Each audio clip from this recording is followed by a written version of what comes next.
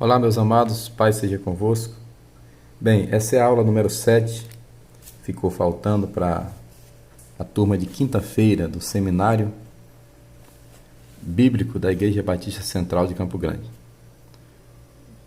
Nós estamos ministrando o curso Vida Nova de Teologia Básica no Seminário Bíblico Central de Campo Grande e a minha disciplina é Panorama da História da Igreja.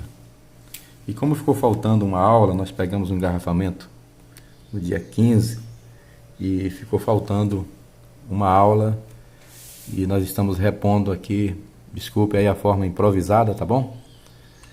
Mas como outras pessoas vão assistir, só explicando, esses são os meus contatos, para outros que vão acessar, que não são alunos.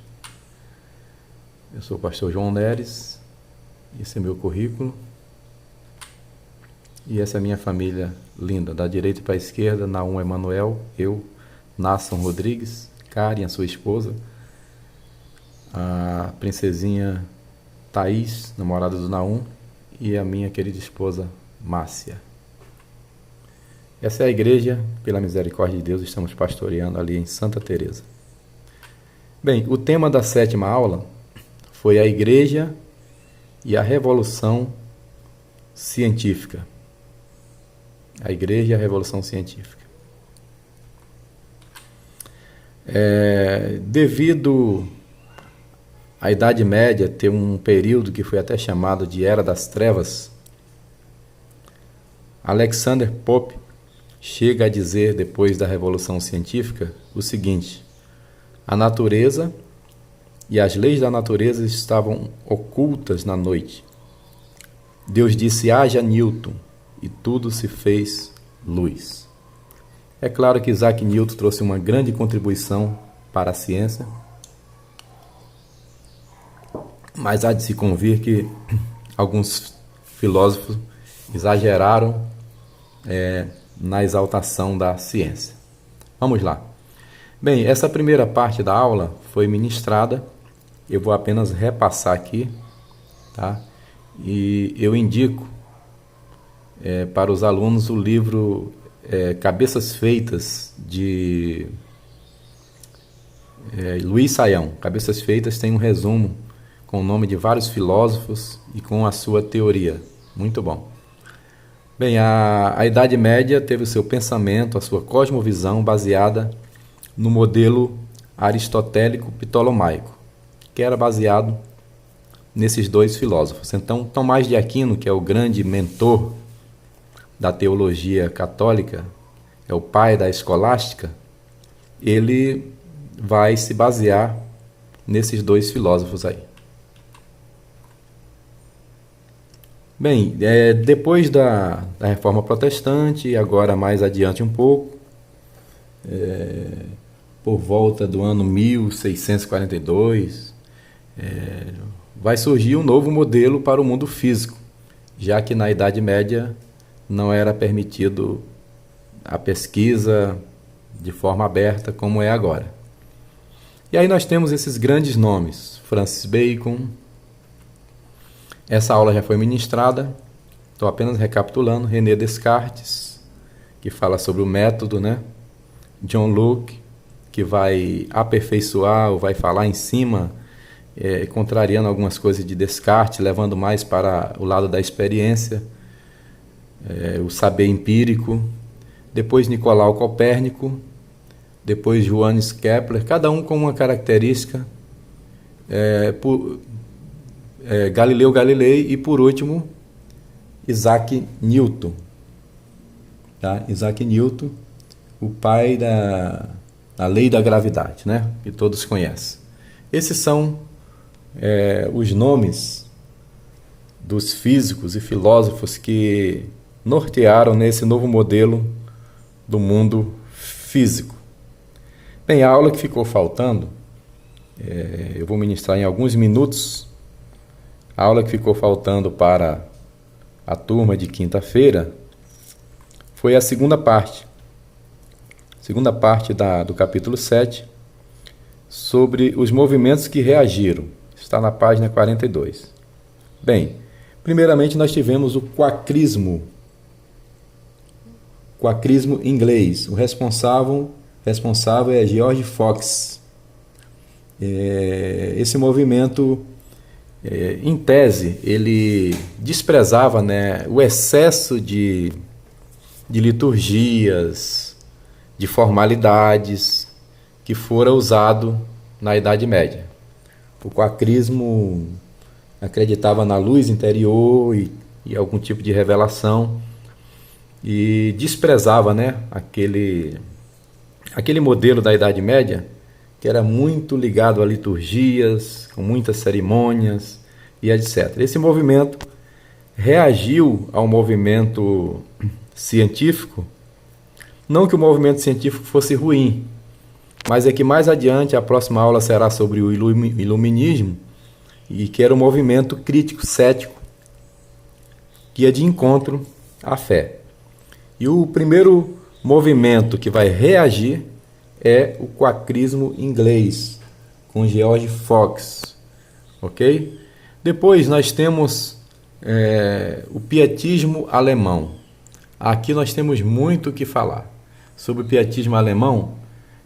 Falando do pietismo alemão, nós vamos lembrar de alguns nomes.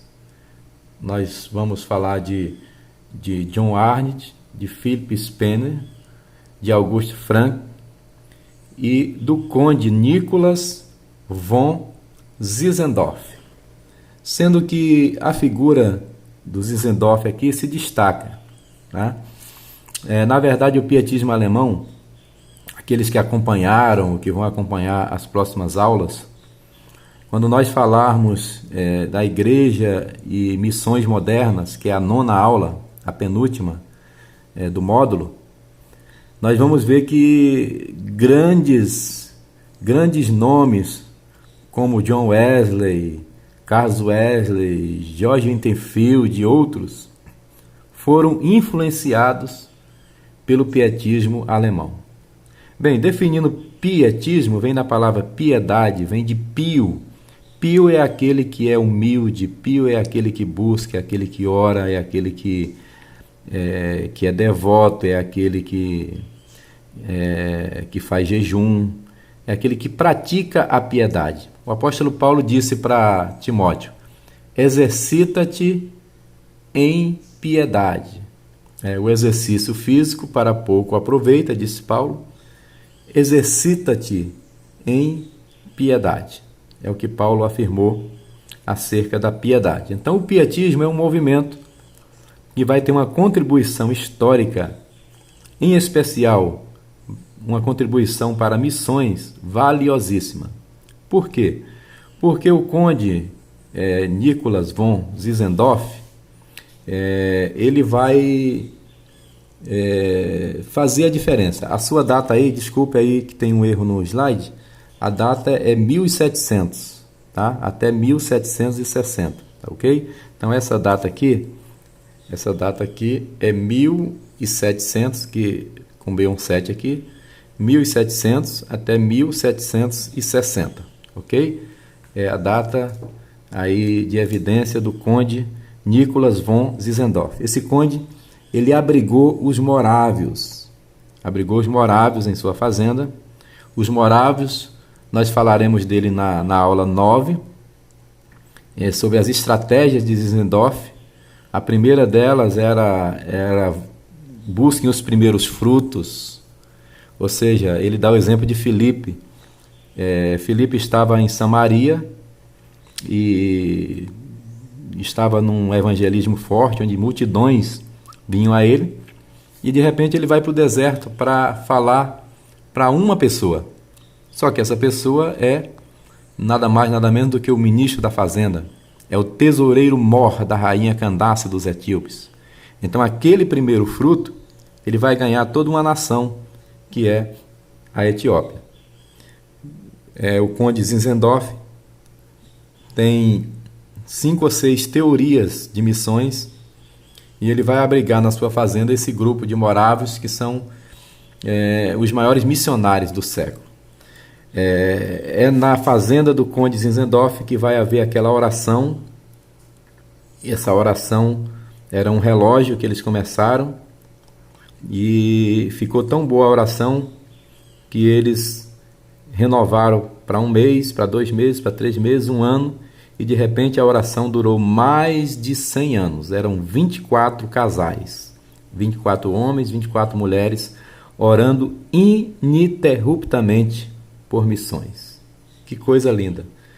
Orando por missões ininterruptamente durante mais de 100 anos. Não foram apenas 100 anos, foram mais de 100 anos, e o responsável por essa oração é o conde Zinzendorf. Para vocês terem a ideia, depois dessa oração, depois desses 100 anos de oração, quando eles começaram a enviar missionários, 65 anos depois, eles já tinham enviado 300 missionários. E eles iam sem dinheiro, outra norma de missões, né? Recomendações do conde Zinzendorf, é que eles fossem autossustentáveis. Então eles consertavam sapato, eles trabalhavam na roça, eles cortavam cana, eles faziam um serviço de alfaiate, tá? Os morávios são grandes missionários, e o responsável por essa turma é o conde Nicolas von Zinzendorf. Conde Zinzendorf é um nome a ser aplaudido na história da igreja, em especial na história dos avivamentos, na história do pietismo alemão, tá ok?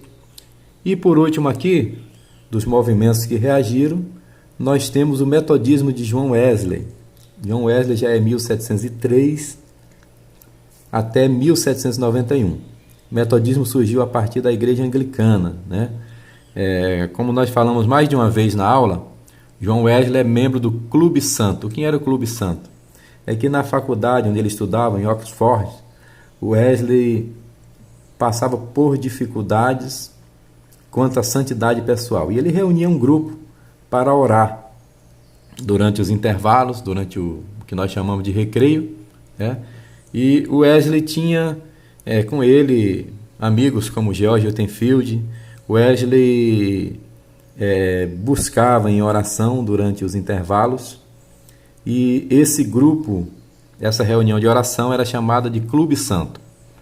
Bem, como eles eram metódicos, porque eles em períodos, né, sempre no mesmo período, eles iam orar, iam reunir para ler a Bíblia. Então eles acabaram sendo chamados de metodistas. Mas John Wesley era da igreja anglicana na Inglaterra, certo? Igreja onde a rainha é a chefe da igreja, é uma igreja estatal. E John Wesley queria avivar essa igreja, porque logo depois da reforma, quem lembra da aula que teve logo após a Contra-Reforma, né? Nós mostramos ali que haviam 3 grupos. Os romanistas, eles queriam voltar para Roma, né? Os anglicanos, eles praticaram uma reforma moderna. Eles queriam apenas uma reforma, como nós dizemos, meio barro, meio tijolo, né? Era uma reforma mais ou menos, para eles estava muito bom, né? Mas os puritanos eram um grupo radical, e desse grupo de puritanos surgiram as 3 principais igrejas, que são Congregacional, Batista e Presbiteriana, tá? Esses 3 grupos existiam ali na Inglaterra, tá? Romanistas, o segundo anglicanos, e o terceiro esse grupo mais radical, que eram os puritanos. Bem, John Wesley era do segundo grupo, era anglicano. Ele quis reformar a igreja anglicana.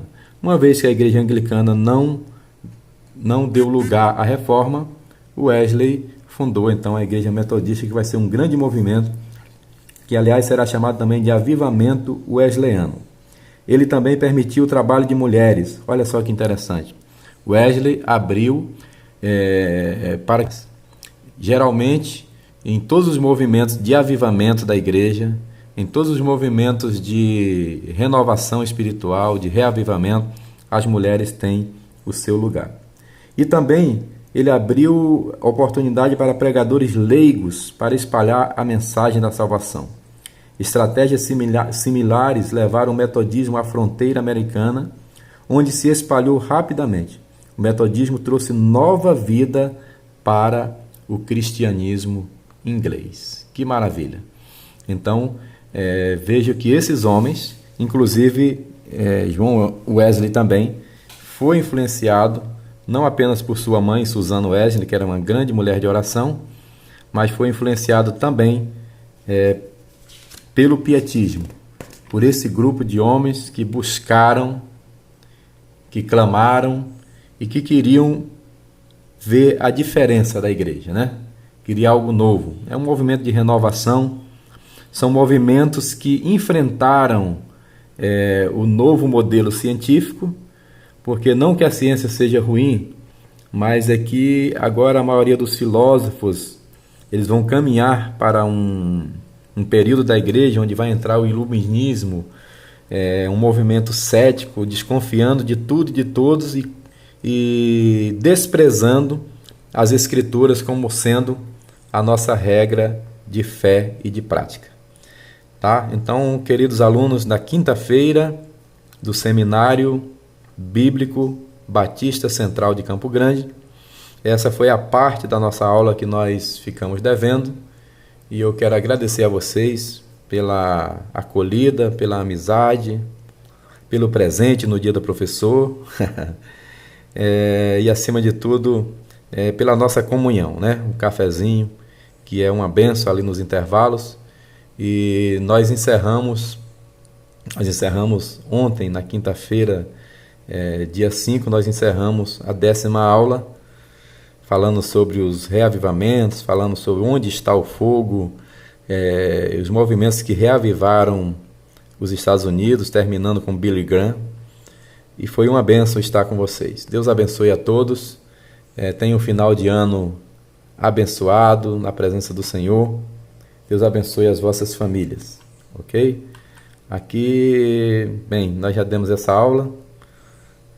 A próxima aula foi essa, que é a de número 8. E esse é o seminário da Igreja Batista Central, cujo tema é Estamos imbuídos na defesa do Evangelho. Deus abençoe a todos. Paz seja convosco. Obrigado.